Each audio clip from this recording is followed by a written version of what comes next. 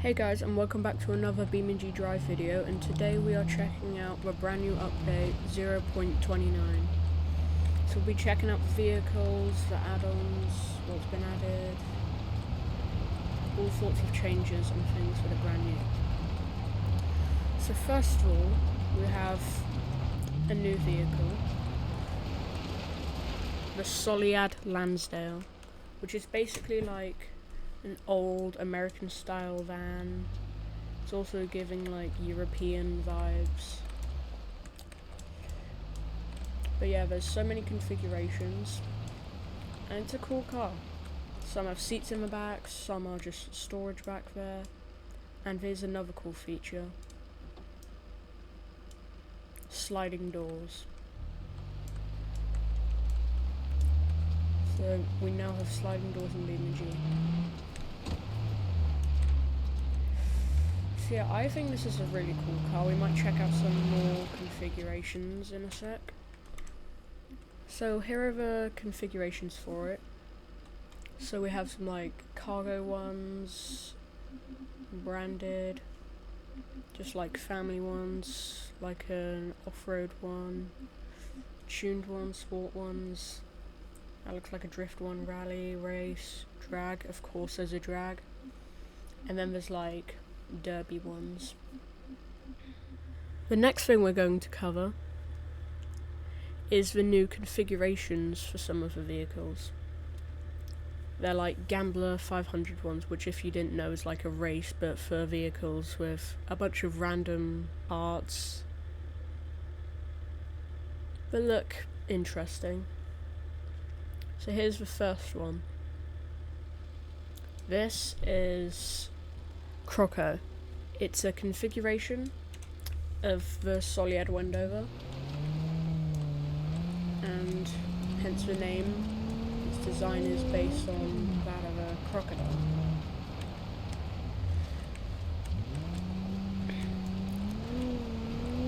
It's a rather colourful car, while still performing amazingly off-road. Which is what the Gambler 500 is.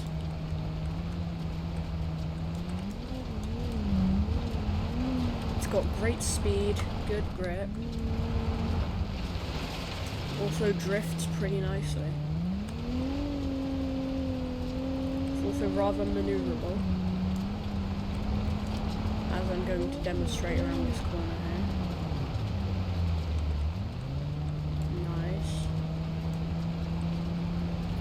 But yeah, it also just looks really cool with the teeth design at the front, and then the paint design. Doesn't have the best landing suspension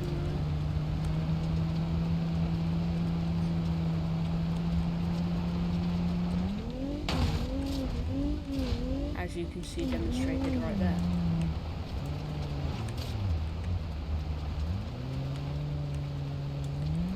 But yeah, this is the first configuration. I really like it. If I had to rate it, I'd probably give it a 7 out of 10. But it's a really solid car, I quite like it. This next one is a configuration of the new vehicle, the Soledad Lansdale. This is the Landslide. Definitely demolition derby styled van. It's got doors missing, roll cage, all sorts of graffiti styled paints, big off-road tyres, and random parts that I destroyed the wheel, that don't really do anything. It has what seems to be some form of armour almost like around the front on the bumper, and then bar for ramming into stuff.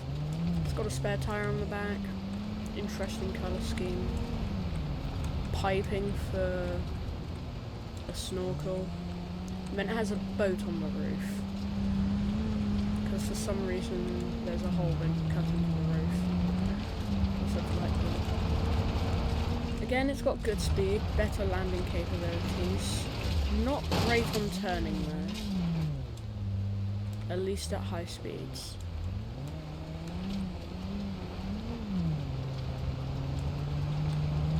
It also has like a truck exhaust pipe there for some reason.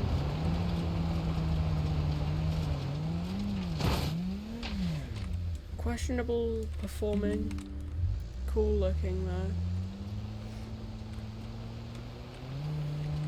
I'd probably give this a 7 as well.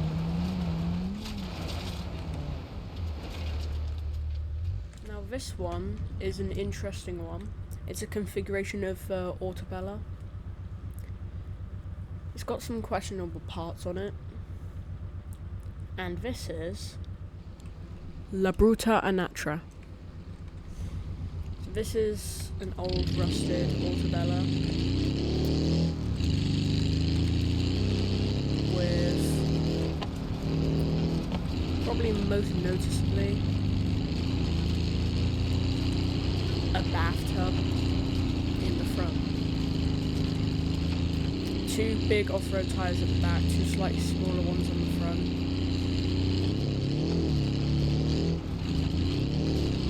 Bit of red paint on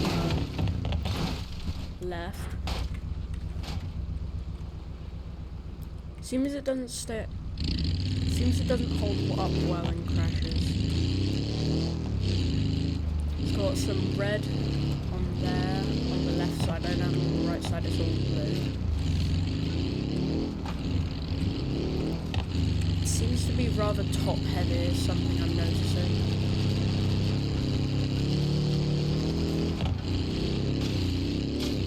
Yeah.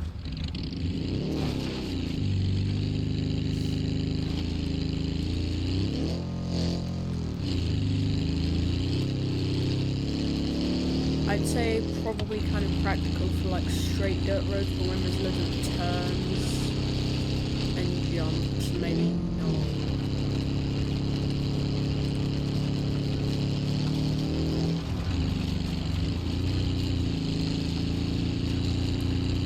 But yeah, it's an okay car. I'd probably give Autabella a 6. Mainly for the interesting design with the bathtub.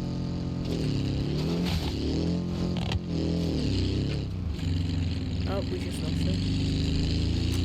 And let's go on to the next configuration.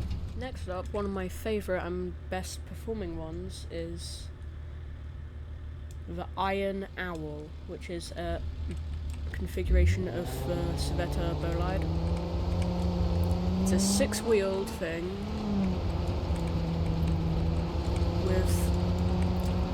made of what I'm assuming is iron, like a red area around the doors and the cab area. 6 off-road tyres, an amazing engine.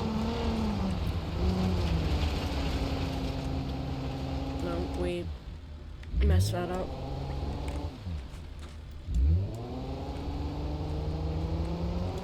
The headlights have been removed, so it just relies on some light bars.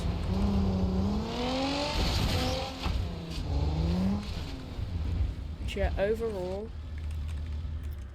a really great performing car. Let me just,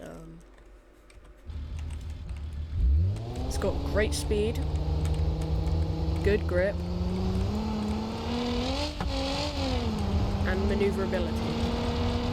Also does well with little jumps, great around corners, drifts pretty well as well for a 6-wheel. It's just an amazing vehicle.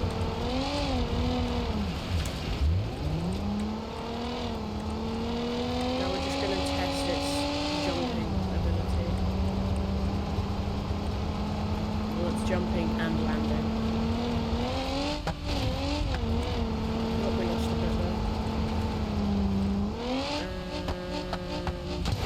Jumps pretty well, landing isn't terrible. But yeah, I really like this one. I'd give this a solid 9. And there is yet another 6-wheeled vehicle. This is the Incapable. This is an Ibishu Covert with a box trailer on the back, because why not? Really like the design on the front. I don't think it has as much speed as the Iron Owl. It feels almost more planted to the ground. Like the Iron Owl seems like it would be like an actual off-road racer. This seems like something that you'd use to like transport stuff.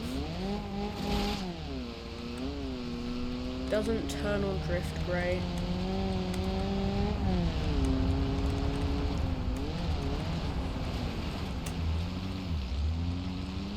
Bit slower than the Iron Owl, but it's kind of cool. And creativity with the box trailer as the back.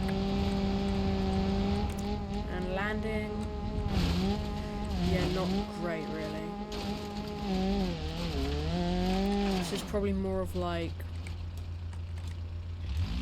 an off-road street vehicle than a racer. This is the Unstable. Again, like the other Covert, interesting design on the front. And then this is a 3-wheeled one.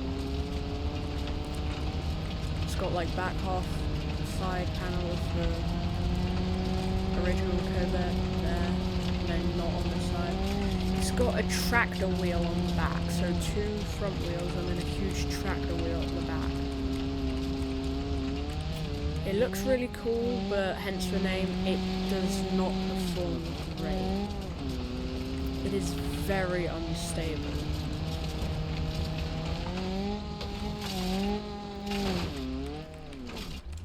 This thing's probably even more unstable than the Pigeon, honestly. Oh my god, just stay over. It's cool though, it looks good. And if you're going straight, it doesn't perform too badly. It's got speed, just not great on turns really. And also now, this tractor wheel is now the largest wheel in the game.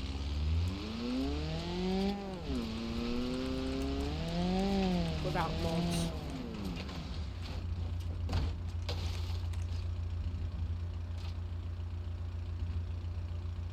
Hey, we landed it.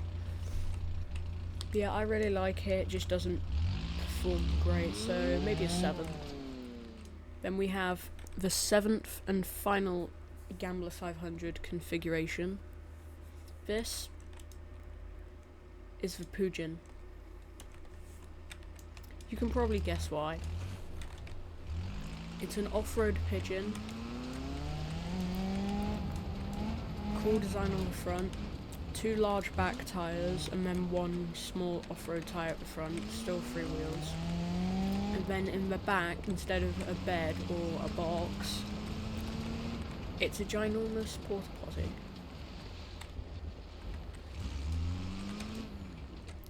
It actually doesn't drive too terribly.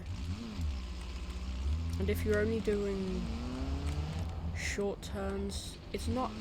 It seems really top heavy, but it's not really. If I take a turn here at high speed, it's not tipping.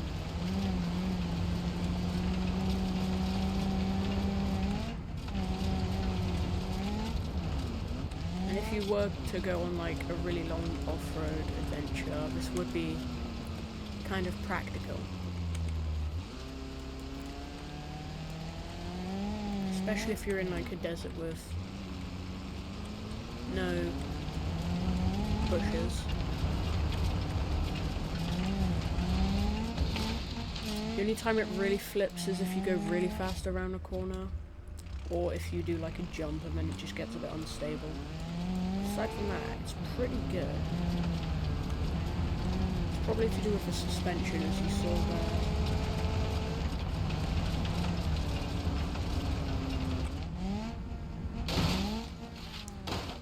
lost it.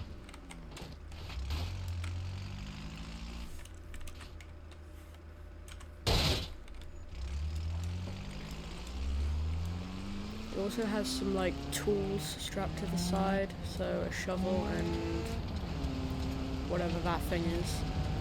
And then again, pipes for the snorkel, because why not? How did that not flip?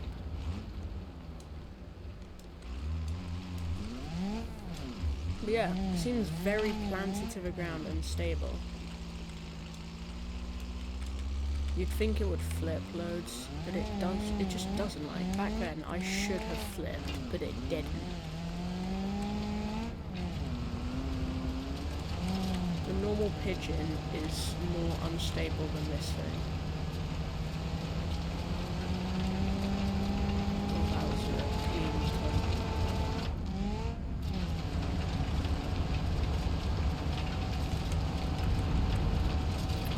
But when you do, it does get damaged rather easily. But very creative design, it looks amazing, and it actually doesn't perform terribly. I'd probably give it an 8.5.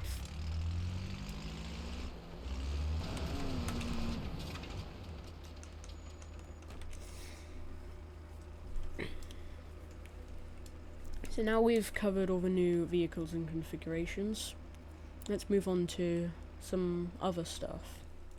And as you've seen in some of the configurations, we now have brand new props, or 3 of them. First we have the bathtub, as you'd seen in the Autabella configuration. In the Pugin, you've seen the porta potty, which is probably my favourite. And then we also have engine props now. This isn't the only one, there's loads of others, as you can see right here. We have a Bruckel 3.5 litre V6. We have a Bruckel 5.7 litre V8. We have a Gavril 4.1 litre i6, a Gavril 4.5 litre V8, and a Bishu 1400cc i4, and then an Bishu i3 engine, so like an old one that looks. And we have now gone through almost everything. There's just one more little detail that they've added. Not a huge thing, but it's probably something we needed. So now, whenever you brake in a car, it now sounds like this. A lot different to the old sound.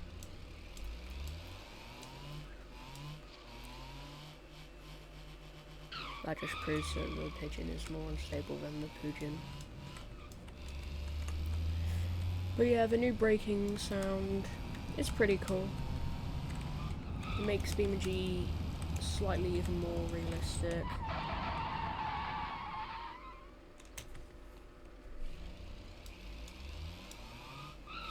And that's now been changed after 10 years. Yeah, I think this is a pretty cool update, though rather small. We only got one new vehicle, some new configurations, a few props, and then a new sound for braking. So hopefully BeamNG's got something big planned for 0.30. Anyway guys, that's the end of this video. Hope you guys enjoyed. If you did, like and subscribe. It'd really help me out. But yeah, I guess I'll see you in the next one. Bye guys!